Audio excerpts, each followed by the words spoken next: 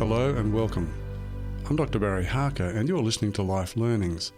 My guest today is Dr. Daniel Reynaud, Associate Professor and Assistant Dean for Learning and Teaching in the Faculty of Arts, Nursing and Theology at Avondale College. Dr. Reynaud is interested in the role which faith and religion played in the Australian imperial force. It's turning out to be more significant than historians have generally given credit for or that the public is aware of.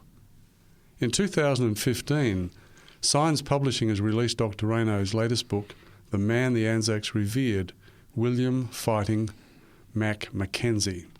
This is the inspirational story of Chaplain William Mackenzie, a devout Salvationist who became a legend among the soldiers and their families for his care, courage, faith and boldness in proclaiming Christ to the soldiers.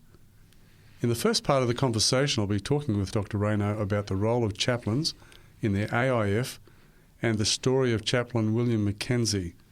In the second part of the conversation, I'll be talking with Dr. Reynaud about his own life and spiritual experience. Welcome, Daniel. Thank you. It's great to have you. Pleasure to be here.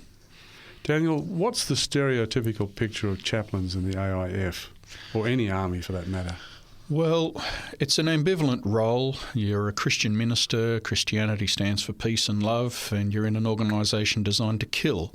So it's a difficult role. I guess chaplains have often been seen as perhaps fuddy-duddy, a bit out of touch, best used for funeral services for the soldiers or memorial events. But I guess the popular image is that they're not really very well connected. But what's the reality? Well, I guess stereotypes don't come out of thin air. So we find in history there are chaplains, unfortunately too many of them, who actually fit that bill. They were out of touch. There's a famous story of a chaplain preaching at Gallipoli telling soldiers that war isn't terribly dangerous. It's a bit like civilian life, really, with trains and automobiles and orange peels even. It did nothing for his credibility. We sure didn't. But on the other hand, a good many chaplains were very much in touch with the soldiers and their lives and were able to connect very effectively. And we're going to be talking about one of those a little later, aren't we? We are indeed. So why do we have this difference between the stereotype and the reality? I guess it's a kind of shorthand. Our modern society seems to think that religion is out of date, that it doesn't connect with the real world. And so it's easy to find a few examples of that and then paint all of religion that way. But in fact, chaplains, the chaplains of the AIF, were often surprisingly effective. A recent study published a couple of years ago identifies the fact that the chaplains were far more effective than we've ever given them credit for. But it's taken until 2013 to have a formal history of chaplains. Why is that, do you think? Australia's always put religion on the back burner in the public eye. And yes, it took until 2013 for the Army to commission an official history of the chaplaincy corps. For them to dedicate a plaque to the chaplaincy corps on the footpath outside the War Memorial and to hold memorial services. So it's long overdue recognition. It's not just Australians, by the way. There's been a spate of books on chaplaincy in the Army across Britain, Canada, New Zealand, Australia. It seems as if we're starting to realise that religion, that Christianity, that faith actually had more impact and more presence in the First World War than we thought. So describe the work of an AIF chaplain for us. What did they do? Well, they had an official role and then unofficial roles. The official role was taking a compulsory church service every Sunday morning, church parade, often unpopular. They also provided wholesome entertainment, so they might organise sports contests, games, popular lectures. They'd organise reading material for soldiers. They, of course, conducted burials. They wrote to families who'd lost loved ones in the war or were wounded. Then there were the unofficial roles. They were kind of the maintainers of morale. They ran voluntary church services, Sunday afternoons, midweek. They'd run prayer meetings, Bible study groups, baptismal classes, all sorts of activities. They would buy extra supplies just to give a bit of diversity to the soldiers' diets. They'd run canteens for them and all these kinds of things. There was really no limit. Counselling. Did they do counselling with the soldiers? They didn't use that word back then, but they definitely did. A lot of soldiers would drop by and see their chaplain. I've read the diary of one Catholic soldier who would have a weekly chat with his priest, and it was an important part of his sense of well-being just to be able to connect with this man and talk. I imagine that given the circumstances the men were in, that they would be thinking about their own futures, the concept of eternal life. These things would have been high on the agenda. And that was true apparently for the first part of the war. Yes, it's very evident in the diaries of chaplains and even some of the soldiers in the months leading up to Gallipoli and the early part of the Gallipoli campaign. Certainly the idea that they might get killed made them think. As the war progresses, that becomes less and less evident. And I think soldiers did the basic maths, that men who prayed died at the same rate as men who didn't. And so the long-term experience of war didn't necessarily lead men to think about faith. How did the officers relate to the chaplains? Well, there are varied reactions. Some officers were extremely supportive, particularly those officers of strong faith themselves. Some officers saw religion as a kind of a social benefit because it would help with morale and discipline, so they were in favour of them for that reason.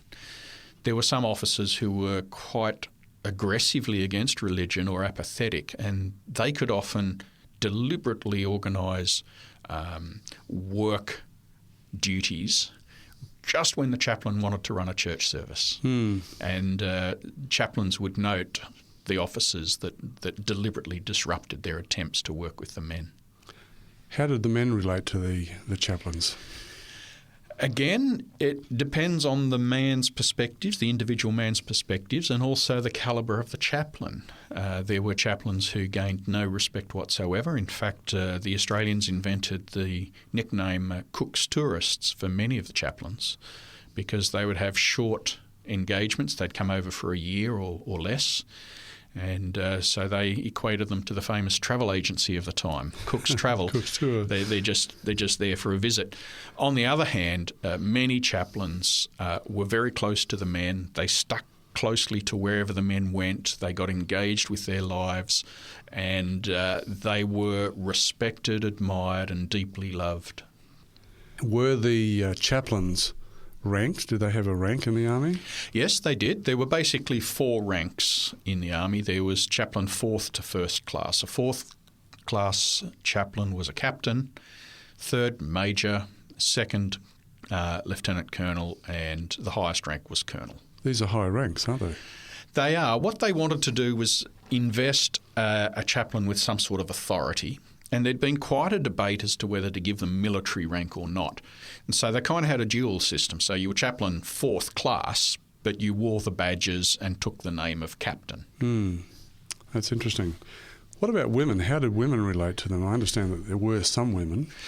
The Australian Army was extremely reluctant to get women involved. In fact, the Australian government was reluctant to get women involved in the First World War. Necessity rather than any higher ideal. There were some women in the forces as nurses. They haven't left a lot of evidence behind. It's hard to tell that if their experiences are different in any way from the men in relating to chaplains. What other things did the women do? They were drivers or? No, not in the Australian Army. Okay, so it was mainly just nursing? Only nursing, yes. Yeah. How dangerous was the work? As a chaplain? It depended. Chaplains were assigned to battalions. Each battalion had a chaplain attached. And obviously an infantry battalion is going to find itself in combat from time to time. And the chaplain theoretically was not supposed to be involved in combat. Their post during a battle was at the first aid post alongside the regimental doctor. And many chaplains did that. That in itself was dangerous enough because they were often sufficiently close to the attack to be under shell fire. So it was certainly not a risk-free job. In fact, one of the chaplains at Gallipoli working at a first aid post had a bullet that ricocheted off his belt buckle while he was helping with the wounded. So it could be dangerous there. But other chaplains actually stuck pretty closely to where the soldiers were in the attack. They would bring wounded men out of no man's land. They buried the dead in no man's land. In some cases, they worked on wounded men while a battle was going on. And a number of ANZAC chaplains were killed during the war because they were close to the front. Were there any rules of engagement around chaplains? Well, they were non-combatants and they respected that. Technically, they were not supposed to go into the trenches. Now, at Gallipoli, they didn't have any choice because it was such a shallow front. But in France, they tried to stop them. Eventually, General Haig, the British commander, took that order away because he recognised the value of a spiritual and moral guide as close to the men as possible. But the chaplain I wrote about, for example, Chaplain Mackenzie, was ordered not to go into the trenches in France. And one sergeant shrugged helplessly when an officer said, "What's he doing here?" And said, "How do you stop this man? I can't arrest him." Yeah. So give us a profile of the AIF chaplains. Before we go to William Mackenzie's story, give us a profile of the chaplains. How did they get into the army? How were they selected? Did they apply? What was the process? And which denominations were represented among the chaplains? Okay, the Australian Army had a variation on the British system. Because in England, the Church of England was the official religion, in Scotland, the Church of Scotland, the overwhelming majority of chaplains in the British forces were either Anglican or Presbyterian, and reluctantly they let some Catholics and some nonconformists in. Australia, no state religion, so they decided to appoint chaplains on the same ratio as the census data. So they came up with the idea of each brigade having 4 chaplains for the 4 battalions, 2 Anglicans, 1 Catholic, and the 4th was either Presbyterian or Methodist.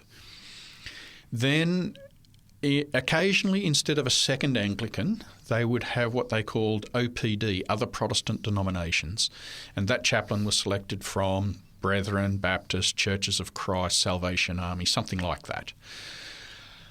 Generally speaking, the churches nominated ministers for chaplaincy positions. The Army didn't they appointed them, but they appointed them from names that the churches sent in to the Army. So a denomination might have discussions with its clergy to see if someone was interested. Many times clergymen would ask their denominational chiefs, can I be a chaplain? The Catholic Church tended to be more directive. It would actually tell which priests were going to be chaplains. So there's a kind of a negotiated process in the selection of chaplains. Did this work out in practice in terms of, the Catholic-Protestant divide, for example? I'm not sure. Just in terms of the fact that some of the soldiers were Roman Catholics, some were Anglican, but you had those chaplains working. Did they work only with their own denominational groups, right, or across those groups? Technically, a chaplain belonged to a brigade of about 4,000 men and was there for the religious needs of his denominational, affiliation. But in practice, the 4 battalions were often separate in a battle context or on the battlefield, and so a chaplain had to look after everyone in his battalion regardless of religion. So when the brigade's together out of the line, compulsory church services, you could choose which of the 4 you went to. But in the line, chaplains had to look after the spiritual needs of everyone. There's a classic story of a Catholic priest at Gallipoli who was asked, do you know of a Jewish chaplain anywhere? My Jewish mate is dying. And the Catholics said, well, look, if he'll accept my services, I'll treat him as if he's one of mine. And the Jewish soldier was really happy to have that kind of cross-religious association. War does strange things, doesn't it? It does. And the soldiers certainly got very upset with chaplains who wouldn't do that kind of thing. A Presbyterian wrote very scathingly in his diary that the Anglican chaplain wouldn't allow him to take communion because he wasn't Anglican. And he writes, as if that matters here. Yeah. What was it about Chaplain William Mackenzie that made him so revered by the ANZACs? Read the book. Look, there's a number of qualities, really. He's physically a big man. He's an impressive man. He's 185 centimetres tall. He weighs 108 kilos. He's got huge fists, physically robust. He's energetic. He just vitality pours out of him. He's charismatic. He's by now an accomplished public speaker. He knows how to deliver interesting, story-studded sermons with a real punch. He's got a terrific sense of humour. He'll laugh at others, but he laughs at himself a lot. He's also a fantastic listener, and this matters. He had a phenomenal memory. He could meet anybody once and remember them for the rest of his life. So, across the war, he met thousands of soldiers. He remembered their names. He could talk to them about their own jobs in ways that made them feel like he understood. He had spiritual integrity. He was extremely upfront about what he believed, and a lot of what he believed was the exact opposite of what ANZACs did for fun. He was against alcohol. He was against gambling, swearing, womanising, smoking. How does a man like that relate to the average ANZAC? And yet he did it. It's an extraordinary thing. And they respected him not despite those convictions, but because he had those convictions, but he wasn't pushy about them. He stood up for them. For instance, when he was walking through the trenches, he'd sing in his loud voice as he came through so that he wouldn't embarrass the soldiers by coming across them in the middle of a game of poker with, drinking their beers. They could discreetly put them away, and he understood people and met them where they were instead of expecting them to come across to where he was. Well, that's a pretty intelligent approach, isn't it? Extremely intelligent. Not to embarrass. Not to embarrass. And then he was extremely courageous. He was always where the men were. For instance, a chaplain didn't have to participate in training exercises, but he did. He'd go on the long desert marches. He'd dig trenches. He even did target practice. And the funny thing is, he was better at all those things than the average soldier. He's twice their age, but he carries their packs when they get tired on marches. He's at the front line. That's a way to impress someone, isn't it? Oh, yes, especially a young man. Physical strength. His dugout at Gallipoli was closer to the Turkish trenches than anybody else's. That's impressive too, isn't it? That would impress the men. It did. And he did so much extra work for them, like digging stairs in a steep part of the track overnight because men carrying stretchers and water were slipping there. So he just dug it. I mean, he worked all day. A lot of it was very physical. Then they did the burials at night because that was the safest time to do it. You'd think when he had one night off he'd sleep. No, he'd dig stairs in the side of a hill. Naturally, the men revered him. So that's authenticity, isn't it? That's being in your own life what you say you're about. One of the things the ANZACs noted about him was his absolute integrity. And, you can't live cheek by jowl with people for 3 years and con them about your character. And the soldiers deeply admired the integrity of his character. Tell us about his life up to the First World War. Give us his background. Okay, he's born in Scotland, lowland Scotland, from Highland ancestry. Strict Presbyterian upbringing. He described his childhood as porridge, the shorter catechism and lots of straps. A bit of a pugilist as a young man because he was big. The family migrated to Australia when he was 14, settled in Bundaberg on a cane farm. And he really struggled with his own religion. He found it joyless, just a bunch of rules. But at the age of 19, he saw the Salvation Army in action and was just impressed at the way they connected with real human needs. You know, he said, wow, what a religion. This is the religion for a fighting man. And to get down there in the mud and the dirt and wrestle with Satan over souls. So he became a Salvationist at 19, trained to be an officer, and then served in some of the toughest towns in Australia, the coal mining towns, the steel towns, the gold digging towns, where men were hard and life was rough. And that's where he learnt how to communicate Jesus to the hard-bitten working man. He comes to chaplaincy in his mid-40s. Yes. How did he come to be the chaplain? Did he volunteer or was he drafted? The moment he heard war broke out, he wrote to the Salvation Army chief and said, please, please, please, can I be a chaplain? It had been his ambition all his life to be in the army. Well, he was in two armies. He was in the Salvation Army and then he was in the AIF. What was his rank in the Salvation Army? He began at the bottom as a captain and was promoted major in 1917. Okay. He went ashore at Gallipoli. Yes. How soon after the first landing was that? Chaplains were forbidden from partaking in the actual landings, although one chaplain conveniently never heard it and had the most extraordinary 2 weeks, the first 2 weeks. The men on either side of him were killed as they came ashore. His clothes were riddled with shrapnel. He had a book shot out of his hands. He had a tin shot out of his hands while he was eating from it. Mackenzie must have been jealous because he wherever there's action or danger, Mackenzie's just drawn to it, you know. He lands on the 10th of May.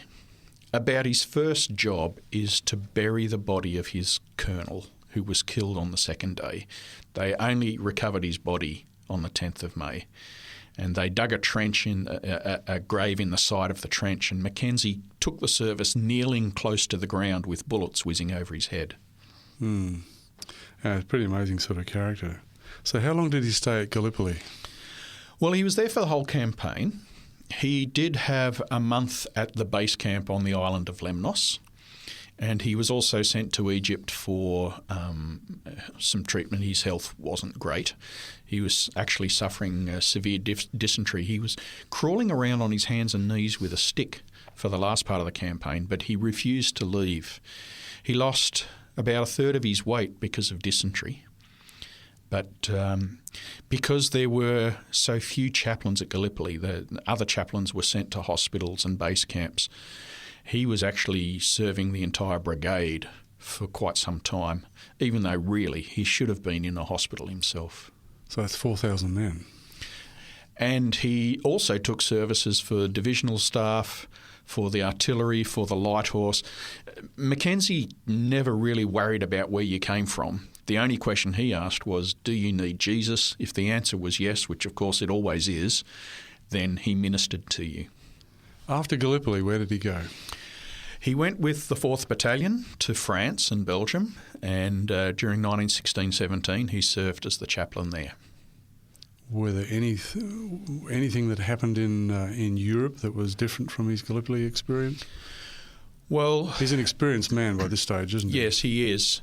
The Battle of Lone Pine at Gallipoli, while the battle is going on, he crosses no man's land and goes into the Turkish trenches to rescue the wounded and bury the dead, while the battle is literally going on around him.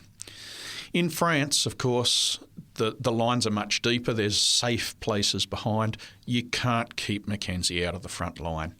The Battle of Pozieres, when they first arrive for the battle, Mackenzie sees many bodies of English soldiers and Germans dead in no man's land. He goes into no man's land and buries them in no man's land. Pretty dangerous. Extremely dangerous. And then one night he stands on a mound, on top of a mound in no man's land, and sings in his very powerful voice his famous Sunshine song. He liked to write popular songs. And this was, it doesn't matter how dark it is, I carry my sunshine everywhere I go. And he sings this, standing up in no man's land. wow. It's right out there, isn't it? It really is out there. Were there any myths around Mackenzie that grew out of his work that sort of maybe just got a little bit too big? Yes, look, he's that kind of personality that tended to generate tall stories, and a number of them have got out of control. Often the soldiers would start these stories, just brag about him, and they'd kind of grow. One story claimed that he was the catalyst for the riots in the brothel district of Cairo, that he was actually trying to get them all burnt down. In fact, he was nowhere near them. Another myth is that he led a charge at Gallipoli carrying a shovel. What he did do was carry a shovel when he went across to Lone Pine because he would need it to bury the dead. He buried 450 men in 3 weeks. And there are other tall stories that even he said, look, don't believe everything you hear about me. Tell us about his life after the war. When he returned to Australia in early 1918, he was sent back because he was so completely exhausted. He didn't know how to stop giving, and he spent himself so totally. He was no longer effective.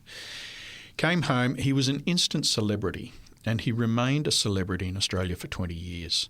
Everywhere he went, he was mobbed by hundreds, if not thousands, of people.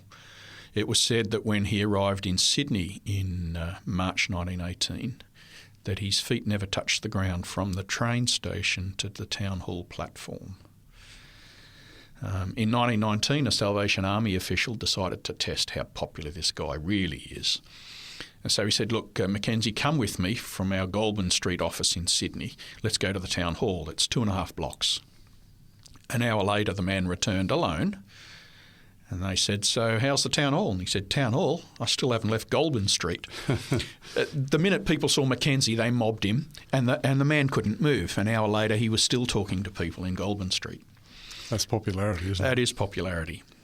He did spend 3 years in charge of the Salvation Army mission in China during the Chinese Civil War under conditions that were extraordinary.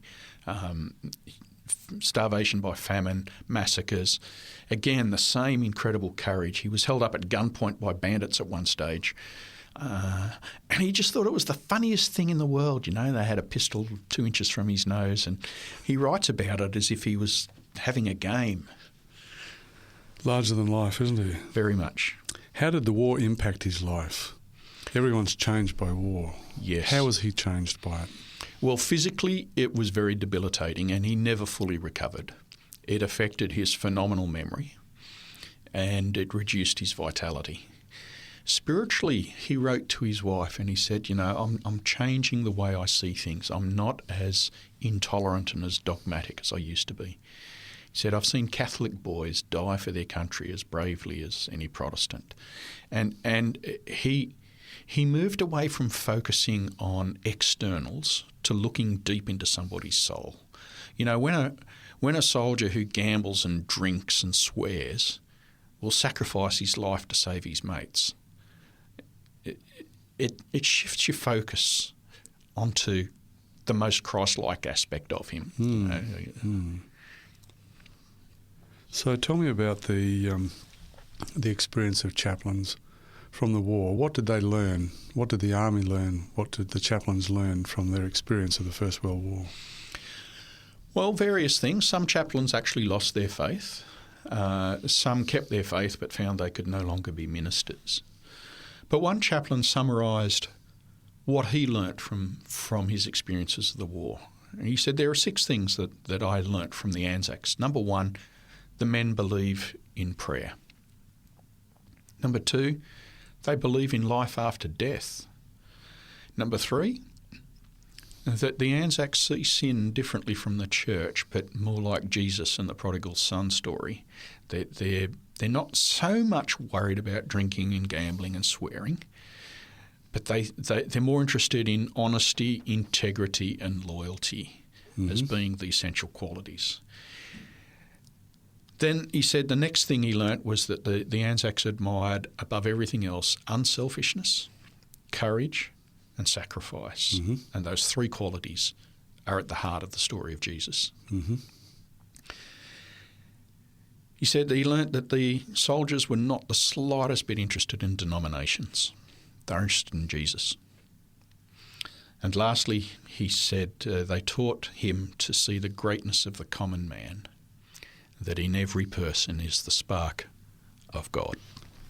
I think you can see there some of the reasons why Mackenzie was so influential, because he was pretty close to that, wasn't he? Oh, absolutely. And I think you're right. This is what makes Mackenzie such an attractive personality. He really strips away the superficial aspects and focuses on the core things. What is the character of Jesus? How can I reflect that in the way I relate to other people? So this chaplain's telling us what he learned. What he learned was what Mackenzie was doing, really, essentially. And in fact, this Chaplain Galt, practiced this himself. Galt was never a frontline chaplain. He was always in the rear, and yet he developed the same, he attracted the same kind of respect that the frontline chaplains did for similar reasons: integrity of character, loyalty, hard work. Daniel, what are your hopes for your book on Chaplain William Mackenzie? What lasting influence would you like it to have? Mackenzie's fame was compared by some journalists after the war as being on the same level as Prime Minister William Hughes and General William Birdwood. That's an extraordinary claim when you think about it. A chaplain of one battalion, and yet he was famous across the nation, and famous for his spirituality. That was always the quality that people mentioned. And yet we've forgotten him entirely. The ANZAC story is exclusively secular today. If Mackenzie mattered this much to the ANZACs, if we claim to honour the ANZACs, shouldn't we be honouring this man? What my ambition for this story is that secular Australia hears this story and builds it into their memory of ANZAC. Now, if people would like to access your book, what's the best way to do that? Well, there's the best way and there's the easiest way. The easiest way is through a Christian bookshop. But the best way is to order it through a secular bookshop, because then they go, people want this book. They will stock copies, and other people walking in off the street have the opportunity to see the story of Mackenzie and read it. So I'm hoping it shows up in secular bookshops because people ordered it from there. So let's just give us the title and I know it was published this year, Signs Publishing. Signs Publishing. The title again is The Man the Anzacs Revered, William Fighting Mac Mackenzie, and it's by Dr. Daniel Reynaud. We'll go to a break now. When we come back, I'll be talking with Dr. Daniel Reynaud about his life and spiritual experience.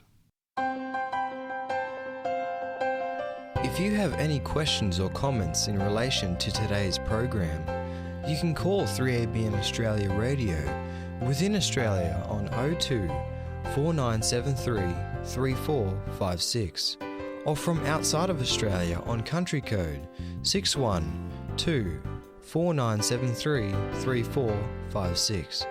Our email address is radio@3abnaustralia.org.au. That is radio at the number 3 ABN Australia, all one word, .org.au. Our postal address is 3ABN Australia Inc., PO Box 752, Morisset, New South Wales 2264 Australia. Thank you for your prayers and financial support.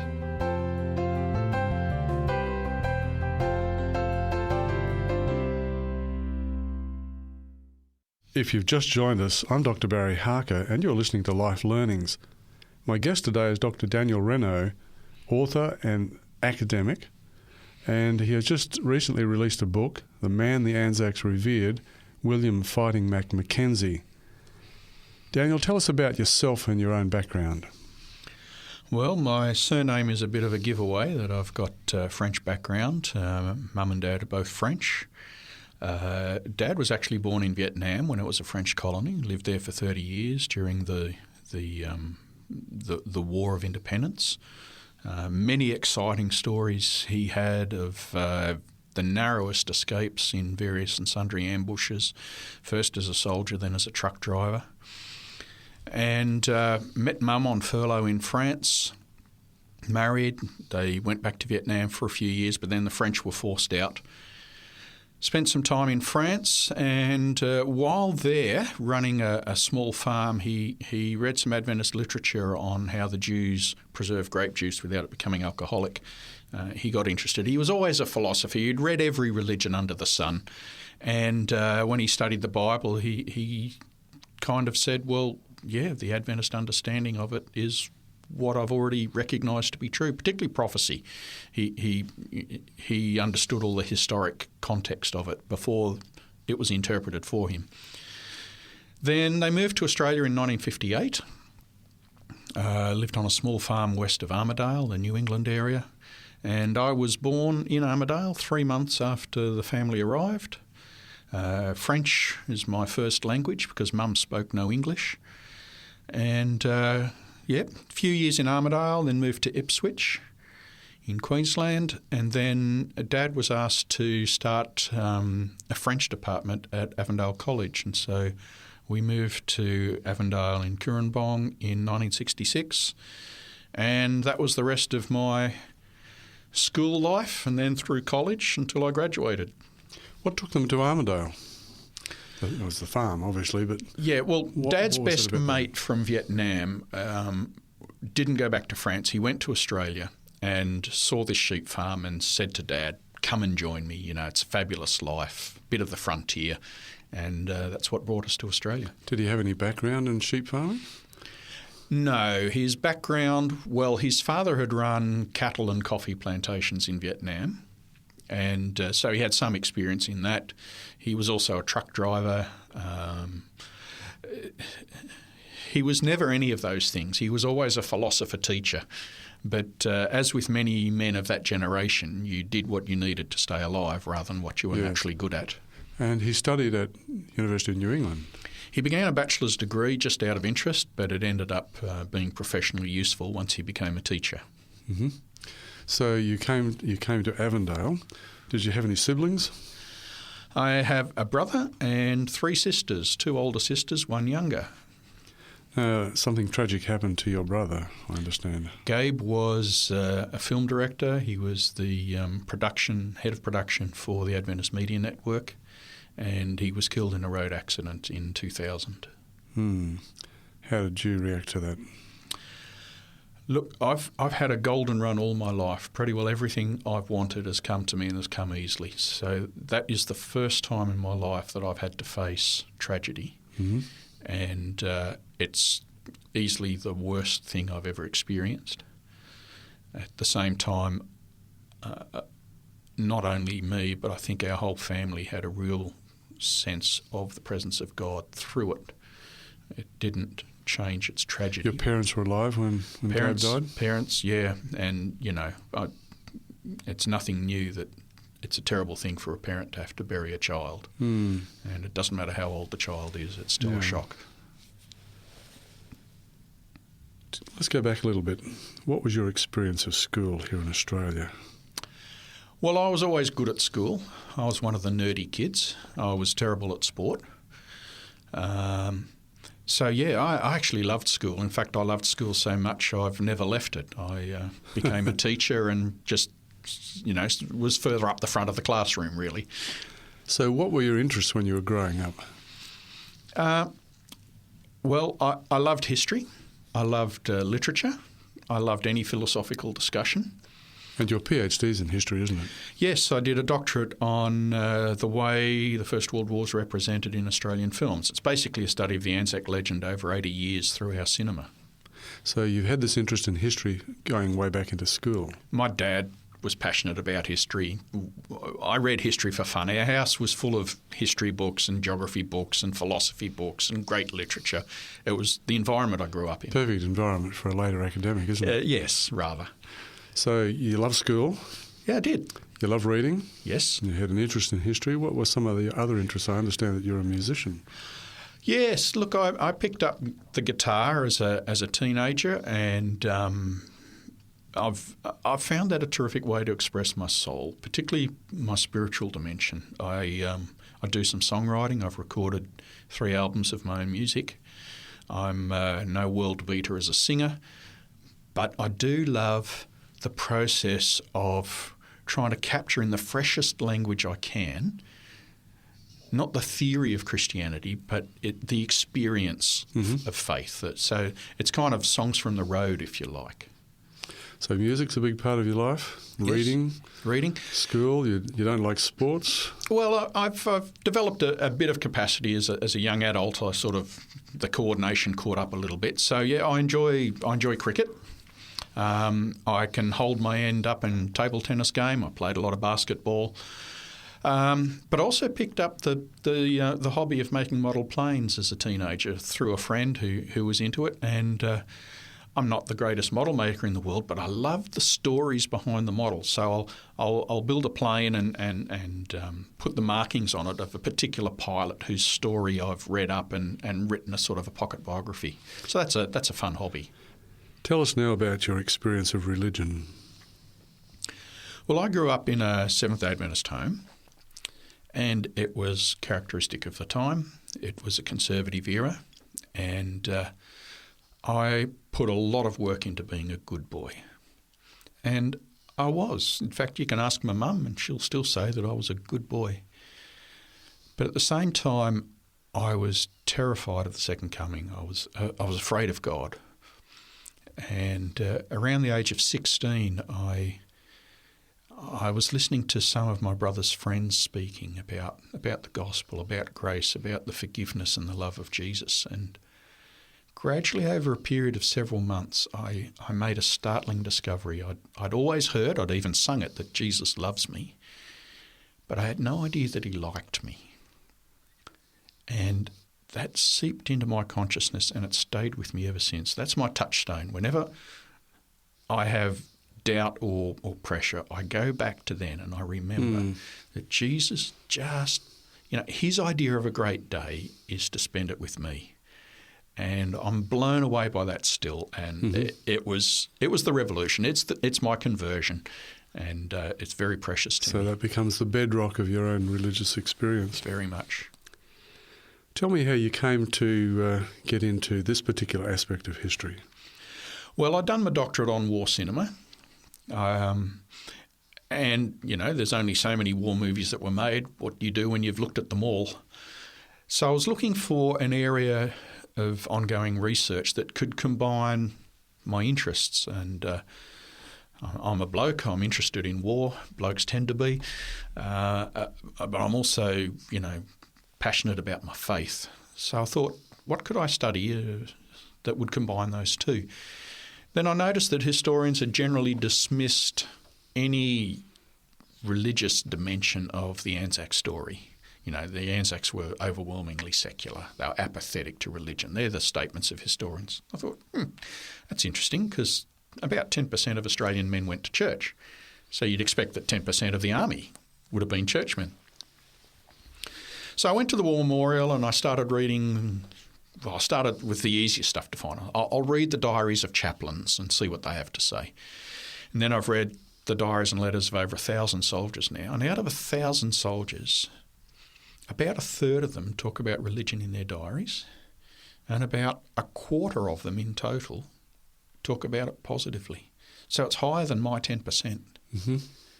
And in the course of doing these readings, I came across the story of William Mackenzie, and to be honest, it is head and shoulders above the other stories. He is such an extraordinary personality, an absolute delight to research and write about. So again, I just asked the question, why do you think there's been such neglect of this? Well, we live in Australia. We know that Australians love to be indifferent to religion. In fact, one of the chaplains commented on that. He said, the Australian soldier is a hypocrite, or put more kindly, he's a con artist. He pretends not to be interested in religion, but deep down he actually does care about the things that matter. And I think as Christians in a secular society, our biggest challenge is, how do we get past this automatic and somewhat posed indifference to be able to talk about the things that matter? Well, it's interesting that there seems to be this resistance against going into this area. Are there other historians who are actually starting to work and publish in this area? A few, not a lot. Michael McKernan, who pioneered the study of ANZACs and religion, but he hasn't published in this area for 30 years now. And there are 2 or 3 other historians who have published in the area, but I think it's got a lot of potential. I think it could keep quite a few of us very well occupied for a long time. Well, I imagine that this won't be your last book then. No, in fact, I'm plotting my next book, and it's going to be on God, religion and the ANZACs in their own words, and it's largely going to be composed of quotes from their diaries and letters to prove that I didn't make this stuff up. This is what the ANZACs actually had to say.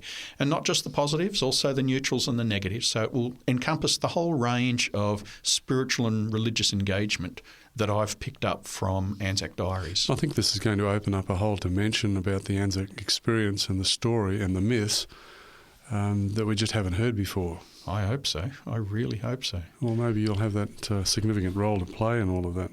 What are your personal interests now? I mean, music? Yes, I still do a bit of music. I'm involved this coming weekend in a book launch of Romanian poetry in translation, and I'll be singing several of the songs. Music, model making still. I mean, my job is also my passion, so I enjoy the research and writing. I love engagement with my local church. And I thoroughly enjoy falling in love with my wife every day. It's a wonderful experience and a fabulous hobby to have. I can't think of a better one. No. Tell me about your family. Okay. I have the requisite one wife. She's Romanian born, so that adds a little more to the cultural flavour of the Reynaud family. I met her in New Zealand, married there. We have 2 kids. They're in their 20s now. One's working in Sydney, the other's finishing a teaching degree. Now, you're a teacher. What do you like about teaching? I love seeing the light go on in someone's eyes. That's what I live for.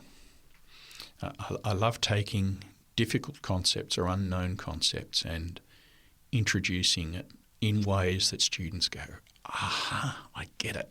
Mm-hmm. That's just a fabulous experience. That's the exciting part about teaching, isn't it? Seeing the change in people as a result of your work. Now, tell me about your hopes for the future. For my own future? Oh, for the future of the world too. Save the world in 2 minutes? Look, personally, I want to keep doing what I am doing because I absolutely love it. I honestly feel that I'm called by God to be a missionary to the students that I meet. Many of them have a Christian background, and a lot of them have lost sight of Jesus through the institutions of religion. And I just love bringing Jesus alive again. You sound like a missionary to secular Australia as well. Do you conceive yourself in those terms? Yes, I hope so. I hope so. And I hope that the work that I do with this book on Mackenzie and others that I write will help secular Australia to see that there are conversations to be had about how Christianity has engaged and interacted and influenced and enriched their lives. I find your experience about writing and being a researcher and historian, I can relate to that. I have a similar interest in reading and reading history, and I like to write as well. Tell me about your own experience of the writing process. I think it's similar to my teaching joys. I love the capacity of words to surprise with insight. So I'm looking for ways to combine old words, really, that have been used 1,000 times, 1,000,000 times in various contexts, and arrange them in ways so that the reader is struck with this insight, and so they understand, the concept, the idea, and the power behind what I'm trying to communicate. When do you like to write? Oh, when? I'd write full time if I could. If I could just teach classes and write, I'd be in absolute bliss. Sounds interesting. It sounds idyllic, doesn't it? It does, but there are other bits of life. If you really like to teach and you really like to write, then that's the life for you. The interest in models, that's interesting one, because that's a bit outside of that, isn't it? Do you use that for balance in your life? Is that your recreation? Yes, look, the recreation is the model making, the music, and reading just for my own enjoyment. It's a refresher. I just love the model coming to life under my hands. And again, I'm no ace model maker, but it is fun. It's just fun to do. We had Dr. John Hammond in some time ago, and he, of course, is a great storyteller, but he has an interest in making knives, for example. Yes, he's got most some beautiful knives. Yeah. So it's unusual to see those sorts of links. Similar in your situation, where you've got some sort of practical outlet for all of your academic interests. In a similar way, John uses that obviously as a form of recreation. Yes, but he makes beautiful knives as well. They are magnificent. Daniel, tell us about what you've learned from your life that you think is really important. If I had to distill it down to a single statement, I would simply say how beautiful and central and essential Jesus is. He's the governing, defining thing in my life. It's to me the difference between life and death, between joy and despair. All the things that I do that I love are richer and more beautiful because I have an inkling of how Jesus thinks about me. So all these things that you really like history and writing, just have an added dimension because of your faith. What my faith did was take a very insecure teenager who didn't know how to relate, wasn't sure if he was approved, and give him absolute, utter confidence that in the most pathetic and dreadful things that he did, he was deeply loved and safe. And that's me. That's me. I'm not good at a lot of things, and I'm not afraid of that because Jesus still loves me. And it gives me the courage to actually try stuff. And I've done things that I guess I would never have tried if I wasn't secure in God's love. Tell me about your love of Scripture. You have a particular part of Scripture that you really like. What's that? Well, I'm particularly drawn to the Gospel of John and the Epistle of 1 John. I just love that they're just saturated in grace. I love the language and I revel in them. I actually teach the Bible as literature, and it's one of my most enjoyable teaching experiences, again, because many of my students are jaded from the Bible, and to have them read it anew and fresh and exciting, it's fabulous. And John was very close to Jesus, wasn't he? He was, and there's something deeply gracious and beautiful about those two books that I just relate to very strongly. Now, Daniel, we're going to ask you to come back at some time in the future and tell us your father's story. I think that'll be a fascinating one. It's a very exciting life and a very fascinating journey to faith. Well, we look forward to having you. We'll try and do that as soon as we can. I think that sounds like a tremendous story. I'm going to ask you, Daniel, now if you'd just like to close our conversation with prayer. We've talked about the Great War. Spent a fair bit of time on that. Many Australian families were affected by the Great War. Down the generations, that impact continues to be there. So perhaps you could close our conversation with a prayer with a special reference to those families impacted by the Great War. Sure. Father in heaven, we come to you now with confidence in your love for us. And we thank you for that love. We thank you for the assurance that it gives us, the safety in which we can explore this world that you've put us in, that we can proclaim your love and your faithfulness to others. Lord, at this time of the year, and especially this year as we remember the Great War, we think of those who were impacted by it and who continue to be. And Father, we ask that through the witness of people like William Mackenzie, but also our witness, that they will find in you the grace and the peace and the hope that no war has ever been able to give or satisfy. And we pray this in the name of Jesus. Amen. Daniel, thank you. It's been great talking with you today. Best wishes for the book and for your future book that's coming out. I'm sure that will be of interest. Just remind us again of the title and publisher and how people can access the book. The book is called The Man the ANZAC's Revered, William Fighting Mac Mackenzie, ANZAC Chaplain. It's published by Science, and the best place to get it from is to go to your secular bookshop and order a copy. And if you can't get one through that avenue, go to one of your local religious bookstores. Certainly. I'm Dr. Barry Harker, and you've been listening to Life Learnings. My guest today has been Dr. Daniel Reynaud, academic and author of the recently released book, The Man the ANZAC's Revered, William Fighting Mac Mackenzie. Remember to tune in again next time as I speak with another fascinating guest on Life Learnings. Bye for now, and God bless you and keep you. You've been listening to a production of 3ABN Australia Radio.